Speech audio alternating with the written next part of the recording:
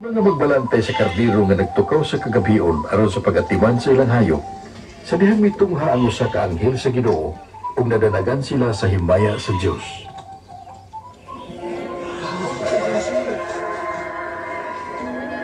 Karong gabion na, natao sa lungsod ni David ang inyong manluluwas, ang Kristo nga Ginoo.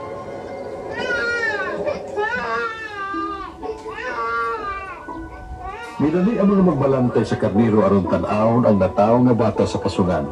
Ug una nga misugilon sa mayong balitaw ebanghelyo sa Birhen nga Inahan. Ug sa pagkatao sa manluluwas.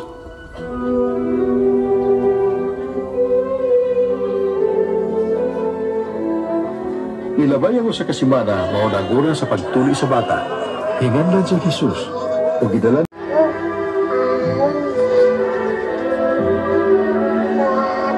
Kay nakita sa ako mga bata ang imong kaluwasan, kining bata ang gipili sa Dios. Kamong duha mabulahan.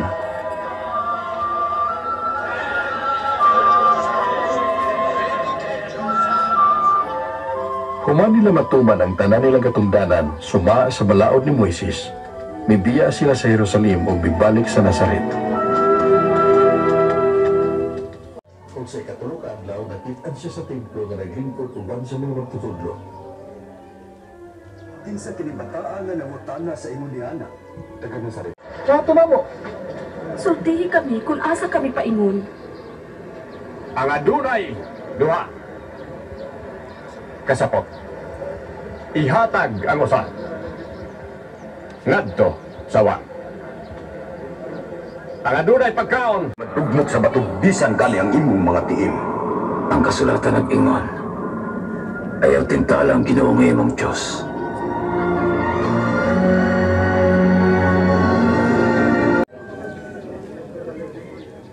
Kung may musagpa sa inyong aping, ipasagpa usab ang pikas.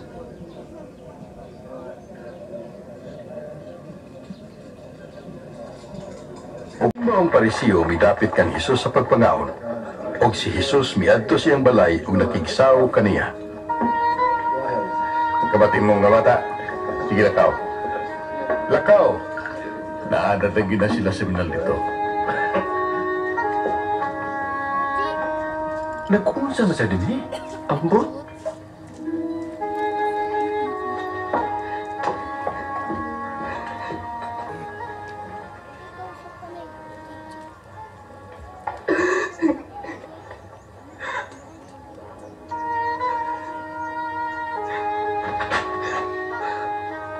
Sa iyang kibuha. Tao sa iyang pagbalik sa iyang himaya, ug sa himaya sa amahan ug sa mga balaang anghel.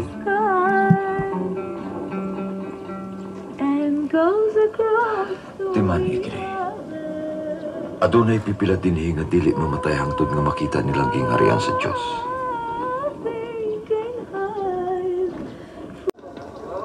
Kining tawhana usab uban ni Jesus.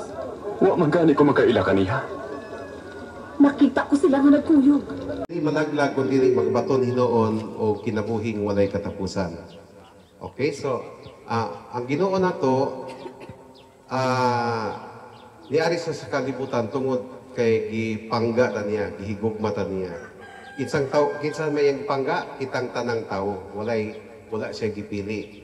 Okay, gigon diha ang kaning bersikulo sa John 3:16 mo kani siya ang heart of the Bible. Pagpasabot kung ano siya ng kung bago ka Kristohanon, mo ni imong dapat number 1 nga mahibawaan. Amen? Kay diri ka pahayag nga pinangga ta sa Ginoo mo nga naghimo siya paagi yang gipadala ang bugtong anak nga dito diri sa kwadis kalibutan 2000 years ago namatay siya sa cross aron kung kinsa tong mutuo kaniya makabaton o kinabuhing walay katapusan. Dili bot pasabot nga automatic makuan ka, malangit ka, no? Kinsa man ang malangit? Ingon diha sa Bible John 3:16 nga kung kinsa tong mutuo, amen? Kung kinsa tong mutuo kaniya makabaton og kinabuhing walay katapusan. So, ani siya igsuon, ang Dios nato mapinanggaon ang Ginoo. Amen? bulahan kay ta, dili swerte, no? Kaya ang swerte, katuman ng kaya kang luto. Ang swerte mo na swerte ba, ano?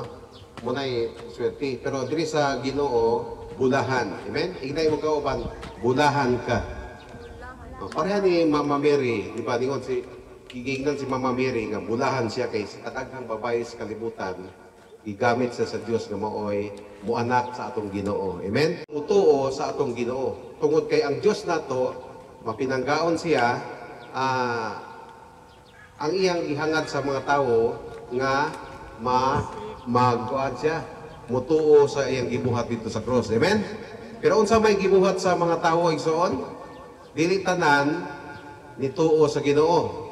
Amen? Ang kadaghanan sa tawo dili lang magkuan, dili magsugal kung Semana Santa. No?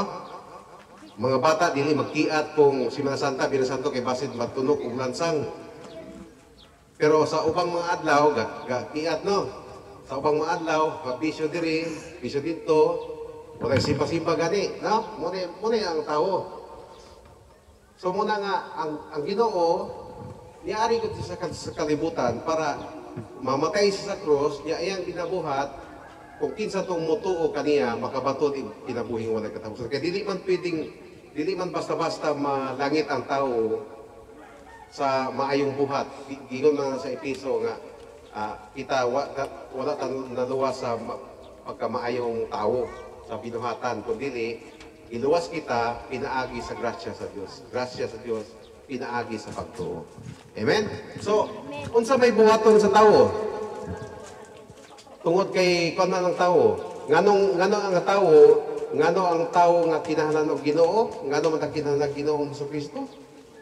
Kaning Biyernes Santo igsoon o Huwebes Santo, Semana Santa, nagpahinomdom ni siya sa tao nga bisag karon na lang Semana Santa, imong itugyan ang imong kinabuhi sa Ginoo. Amen? Dugay na kay misigari diri. Dugay sigari. Ngano wa na tagbaw diri ko ano? Ipahuway migari diri no pila ka bulan to ana. Last year di ari diri atong kanya Semana Santa niya. Wala ko nang balik diri. Pero nganong sino balik-balik diri? Unsa may nakaon na ni Pastor Neil nga balik-balik diri no? Kung anak ko na sa igsuon, kung ikaw pod, makaila ka sa atong Ginoong Kristo. Tungod kay ang tanan nakasala o nakabsan sa himaya sa Dios, mao nga kinahanglan ta o Ginoong Kristo. Munang walay napili igsuon. Mingon matanga kay taong sugarol, may taong mga libakira, mga marites, na ay mga taong himantayon, na ay mamatay tao, na ay sugarol, na ay bisyoso, pero siyempre normal yun ang naakoy taong buutan, no? Karon kung naib taong buutan, exempted ay, iyon ng Bible, ang tanan nakasala o nakabsan sa himaya sa Diyos. Amen? Inayong katupad, apil ka nga gipakamatyan sa atong Ginoo. Okay? Bisa pagbuutan na siya, bisa pagbuutan na imong katupad, gipan na siya, nang nakasala, gihapon na siya. Amen? Ningon ang Bible. Tinood ba gayad, no? Tinood nila nga nakasala kita. No? Tinood na siya.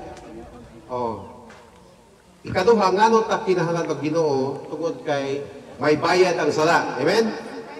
May bayad ang sala. Kung magtrabaho ka, dapat bayaran ka na kay sweldo.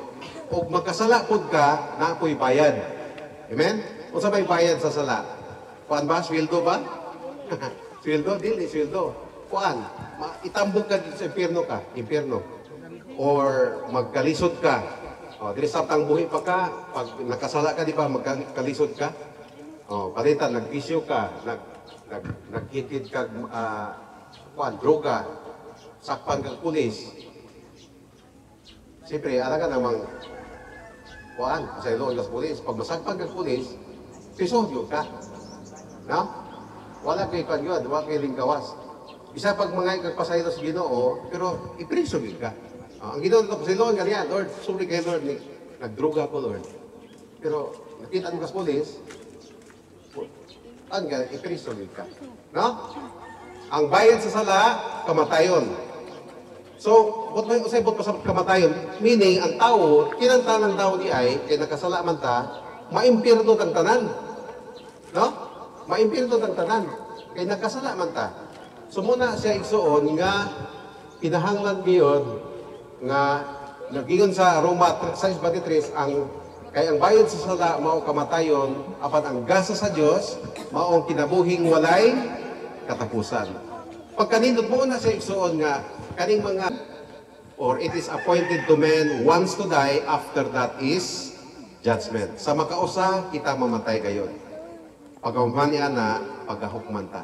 Kung sa may ihukom igsuon, kung ikaw sa itong buhi pa ka, nidawat ka sa Ginoong Hesukristo, makabaton ka kinabuhi ng walay katapusan. Apan kung wala ka nidawat sa atong Ginoong Hesus, wala siya gigon diha nga, kung membro ka ding relihiyon na ni, langit ka. Amen? Wala gigon diha.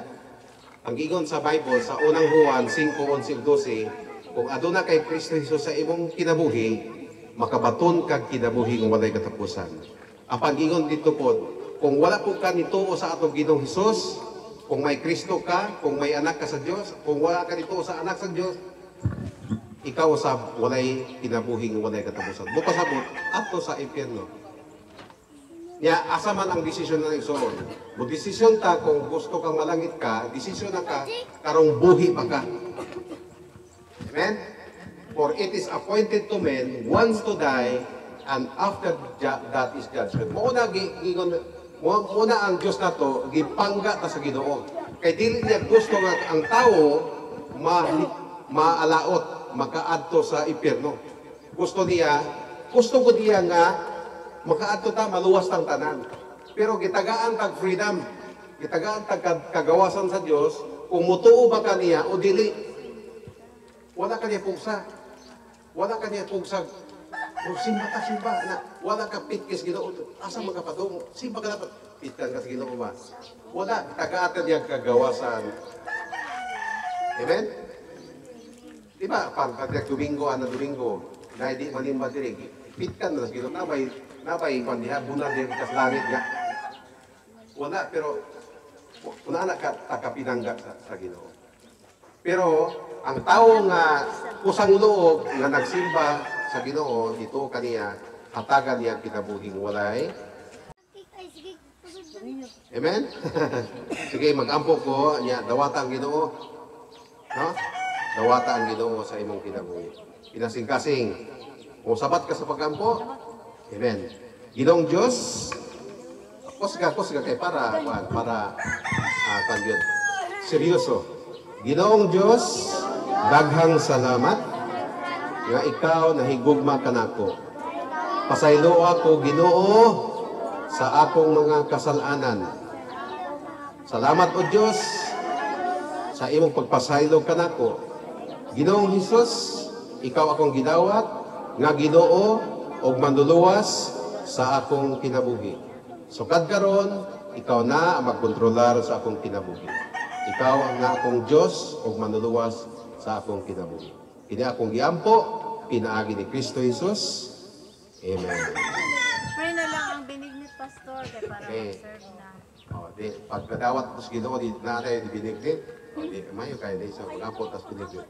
Ayaw lang kay serve right. Pray na lang kanina. Okay, let's pray. Sige, mag-ampo ta. Father, thank you Lord sa kahaponon. Salamat Lord sa snacks nga mong saluhan Lord karong hapuna. Bless the food, the binignit nga among pagkakanon Lord. Salamat sa mga kababayanan diri sa Sitio Higdot o God sa pagdumala ni Ate Gomer o God. Bless the people here, mga katawhan, mga kababayanan diri Ginoo. Bisan pa ang ilang mga bana, ang ilang mga silinganan diri Ginoo kining Sitio Higdot barangay Caridad o God. Salamat kay Dios nga kining pagkaon nga masalusuluhan maghatag kini kusog kanamo Ginoo. Ang pingi kami Ginoo samtang nagtigom kami diri lugar. O salamat kay Dios. In Jesus name we pray. Amen.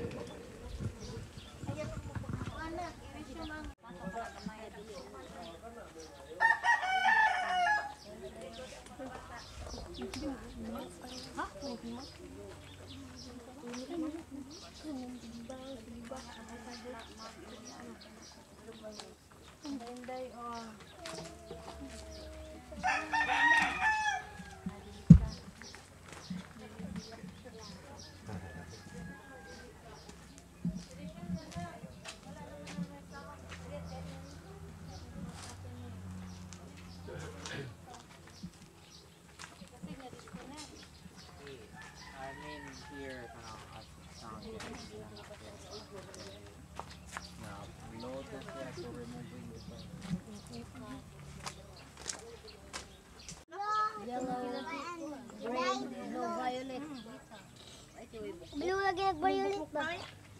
Ako da ko ay kuang kabuk-kabuk. Ito. Red, yellow. Sa babaw.